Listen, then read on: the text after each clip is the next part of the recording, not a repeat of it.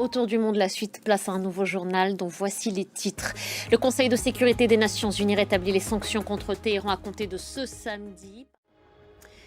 La République islamique d'Iran a donc rappelé ses ambassadeurs en poste en Allemagne, en France et au Royaume-Uni, décision prise après l'annonce par les Nations Unies d'un retour des sanctions à l'encontre du pays.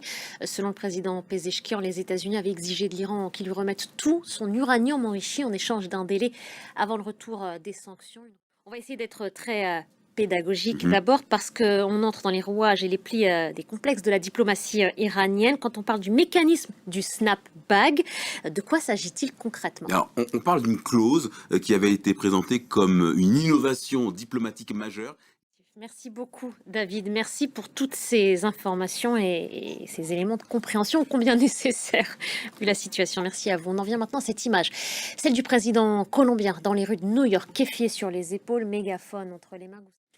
Au Mexique, la famille et les amis de Silverio Villegas González se sont réunis pour ses funérailles dans le petit village de Irimbo. L'homme de 38 ans, un immigré en situation irrégulière aux États-Unis, a été tué par des agents de l'ICE. C'est la police américaine de l'immigration. Les faits se sont passés à Chicago. Il a été tué pour refus d'obtempérer. L'affaire est très suivie au Mexique. La présidente Claudia Sheinbaum et le gouverneur de l'Illinois ont réclamé l'ouverture d'une enquête. Etanadji.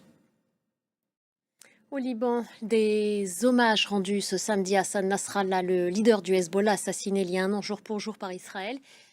Restez avec nous pour la suite d'Autour du monde.